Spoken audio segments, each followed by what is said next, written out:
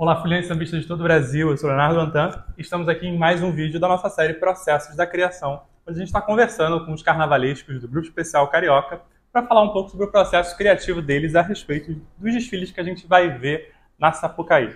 Hoje estamos aqui em Mangueira.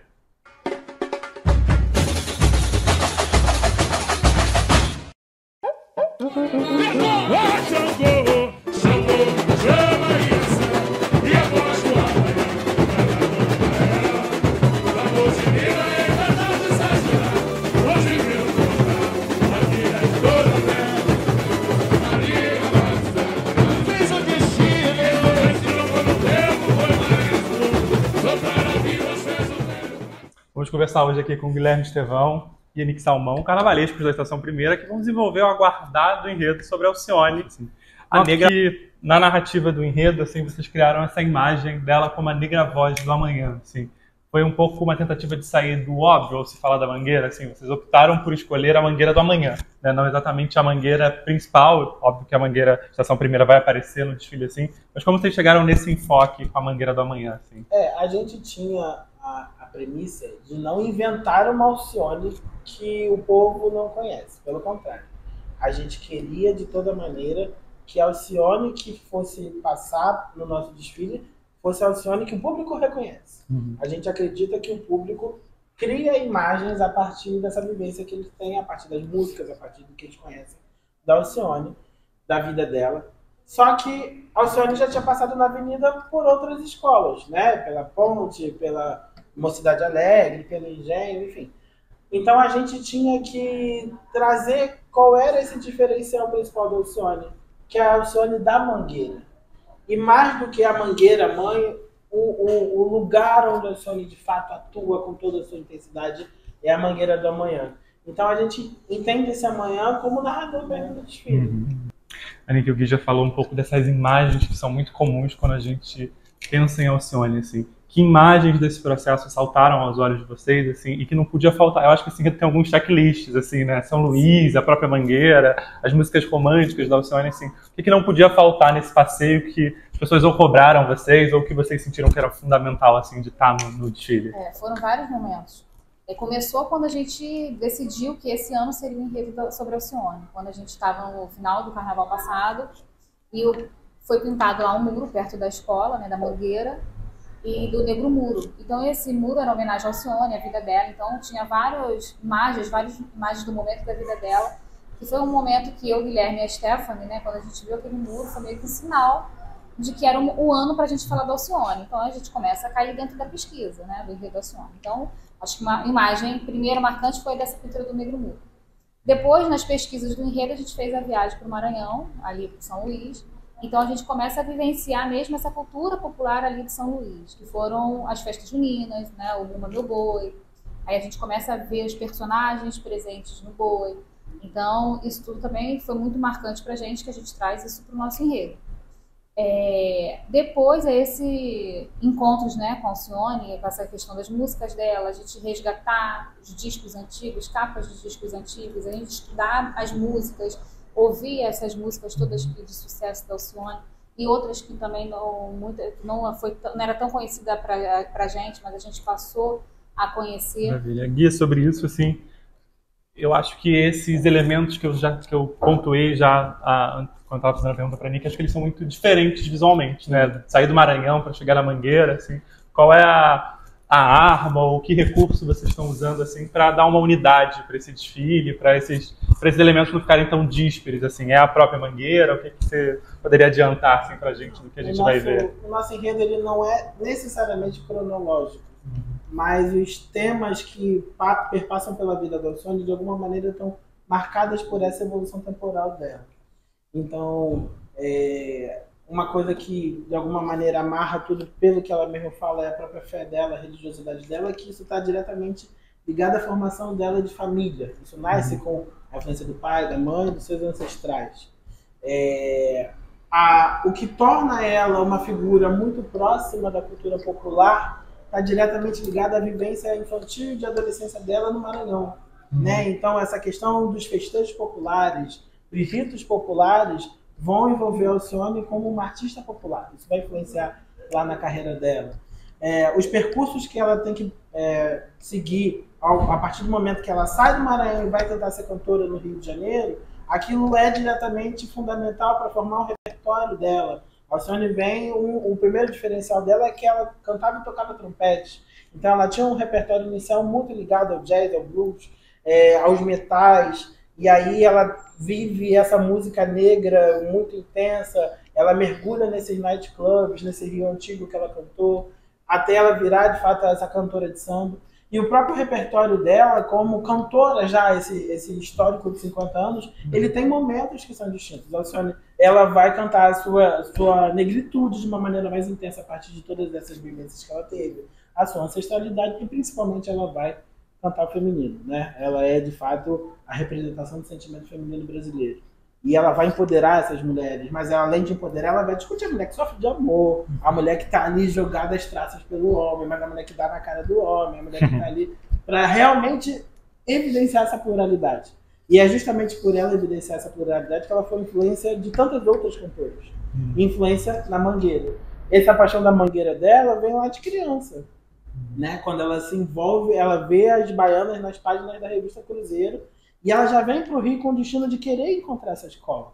E aí aqui nessa escola ela entende que ela tem que ser mais do que uma artista desfilando na Mangueira. Ela precisa ser de fato alguém que iria transformar a vida dessas pessoas. E ela encontra outras mulheres. Ela encontra a Tia Alice, ela encontra a Tia Nilma, ela encontra a Tia Zica. E isso tudo vai fomentar o que é a Mangueira do Amanhã hoje. Então assim, essas transições, elas de alguma maneira estão amarradas pela própria pelos momentos da vida da Alcione. Pela própria formação desse amanhã da Alcione. Então, como ela vai desenvolvendo e como tudo isso vai ligando a própria vida e como esses temas vão se entrelaçando justamente lá na musicalidade dela e na atuação dela para Mangueira. Então, essas transições são tranquilas.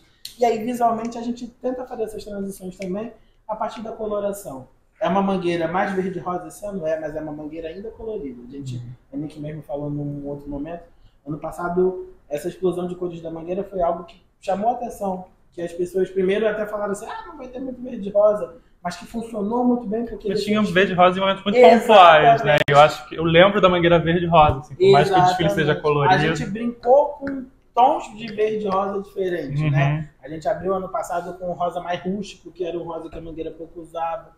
Então, assim, a gente pincelou esse verde-rosa, a gente vai pincelar, eu acho até que de uma maneira mais intensa esse ano, mas as outras cores, as cores do Maranhão, essas cores da religiosidade, essas cores desse Rio Antigo, essas cores de sucesso, de tantas coisas que ela cantou, vão estar permeando tudo isso e bonificando todo esse processo. Não, maravilha, já deu pra gente pegar um spoiler aí dessa cromática da mangueira. Na verdade, o Miguel acabou de roubar a pergunta que eu ia te fazer, mas eu vou deixar você desenvolver mais, Nick. Em relação às cores, assim, sinto isso, assim, que o desfile era muito forte, Bahia também, a estamparia, tudo que vocês trabalharam no desfile anterior, assim. O verde-rosa, então, é uma constante, tem mais elementos dourados, elementos... Acho que a Alcione tem uma classe também, né? Tem uma coisa classuda, elegante, assim, isso vai aparecer no desfile também, assim? Também, parece. É o que o Guilherme falou, né? A gente, ano passado, foi muito feliz em brincar com essas cores, trazer outras cores, além do verde-rosa, somando com o verde-rosa, e foi muito aceito. A gente, às vezes, no início ficou até com receio. Como é que o mangueirense, né, que tudo tem que ser verde-rosa, como é que é aceitar esse colorido? Mas foi muito bem aceito, gostou, tanto que a gente fez 40 pontos em fantasias. Então, a gente viu que deu certo. Então, esse ano a gente também aposta em cores. Eu acho que mais sutil um pouco do que o ano passado, porque eu acho que o ano passado buscava mais, até pela temática do enredo. Mas a gente traz também bastante verde-rosa, a gente traz coloridos nos momentos certos. E a gente traz o verde-rosa, eu acho que talvez, como você falou, usou as palavras mesmo, mais elegante, mais sofisticado. Eu acho que pode ser por esse caminho mesmo. Maravilha. E o que a gente pode esperar, assim, em termos de fantasia em relação a isso? Teremos uma fantasia das unhas, não sei, que tipo de loucuras de materializar, assim, esse sentimento? Porque a Alcione, para mim, canta muito sobre sentimentos também. Talvez é mais difícil materializar sentimentos, assim, essas músicas. A gente, no início do processo de criação, a gente tem uma ala em que a gente discutiu muito sobre essa ala, muito, porque é uma ala que é uma temática de uma música, e é uma música que fala de sentimento. E a gente, onde a gente vai botar isso? Vai ser uma blusa? Vai ser num carro? Vamos fazer ala, Guilherme? Vamos fazer ala? É o Guilherme, mas a gente vai tratar isso numa ala. Cara, mas é a nossa, onde que a gente vai usar a nossa criatividade. E eu acho que é uma das alas que eu acho mais linda. Não, eu não quero falar, eu acho que vamos deixar surpresa pro dia. Mas eu acho que é uma das alas mais bonitas, que é e é uma ala que eu acho que todo mundo vai olhar e vai identificar qual é a fantasia, qual é a música que representa. E foi um desafio pra gente, eu acho que mesmo pra gente desenvolver isso, né? A gente falar de um sentimento e transformar isso em fantasia, em roupa, né? Em figurino. Sem deixar óbvio, né? Sem ser óbvio. Porque tem uma questão de... É muito fácil você... retratar o amor, aí eu vou encher de coração, vou encher de florzinha, não é assim. Então, o nosso receio era justamente esse, e foi isso que a gente quebrou bastante a cabeça para não fazer o óbvio. Mas a gente não pode fazer o óbvio, mas também não pode deixar de ter a leitura. A gente precisa proporcionar a leitura para o público. Aqui nem tem uma outra música, que é a Loba. E foi algo que a gente ouviu muito dos torcedores mesmo, né? Porque a gente todo mundo esperando esse momento em que a Loba vai aparecer. A gente recebeu várias mensagens, eu quero vir na ala da Loba, eu quero vir na ala da Loba. E no momento que a gente está desenvolvendo o enredo, a gente tinha aquela certa dúvida. A Loba vai ser ala ou a Loba vai vir aonde? Vai vir no carro, no detalhe do carro? Onde vai vir a Loba? Com esses pedidos foi o que a gente firmou. Vamos botar a ala, vai ser uma ala. Então, eu já dou um spoiler aí, a gente vai ter a ala da Loba. Realizando esse desejo aí, esse pedido... Mas eu acho que, assim, ano passado, esse ano a gente tem uma mangueira muito mais, talvez, de costura. Isso é um diferencial. Assim. E foi um trabalho árduo, porque é um trabalho de costura bem você diria mais de figurino ou da elaboração? Não, assim, a gente gosta que o figurino tenha a cara de fantasia de carnaval, não é um figurino de moda. Mas a gente, o mangueirense também gosta daquela roupa com bastante babado, com sua costura bem definida.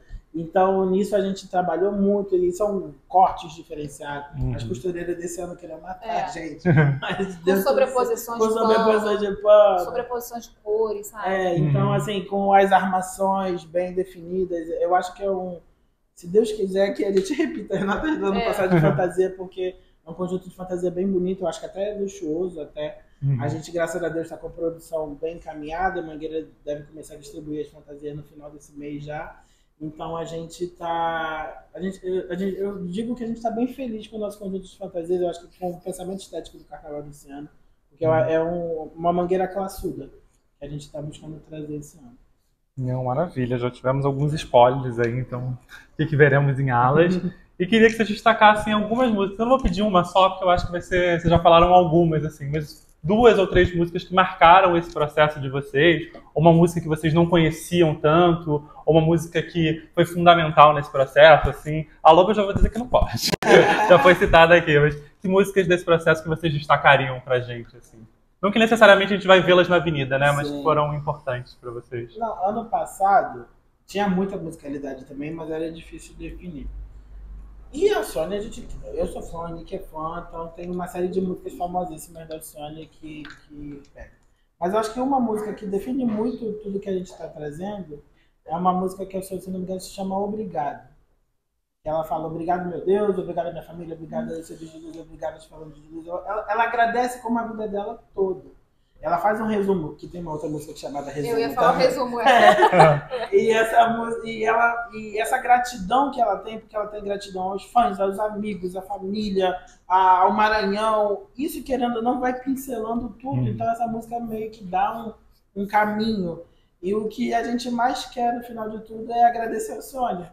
Para dizer obrigado, Sônia, por ter proporcionado isso tudo. E se Deus quiser, a gente poder proporcionar ela um carnaval lindo.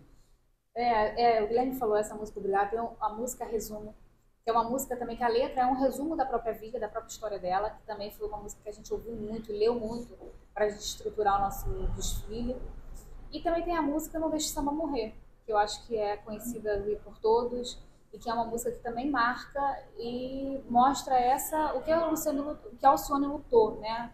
Pelos sambistas, não só pela Mangueira, mas por todos os sambistas, é não deixar o samba morrer.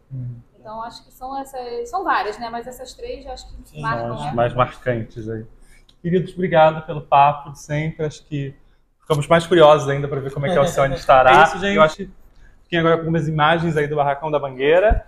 E acompanhem mais a série Processos da Criação. Estou aqui, a nossa playlist no canal do YouTube do Carnavalesco. Vocês vão encontrar aí os nossos papos com os carnavalescos do Grupo Especial. Um abraço. Eu palácio dela aí não é uma qualquer. Arreda, homem, e vem mulher. E de Mazagina chega pra honrar meus ancestrais. Aqui o samba não morrerá jamais. Eu palácio dela aí não é uma qualquer. Arreda, homem, e vem mulher. Tá chegando na sala.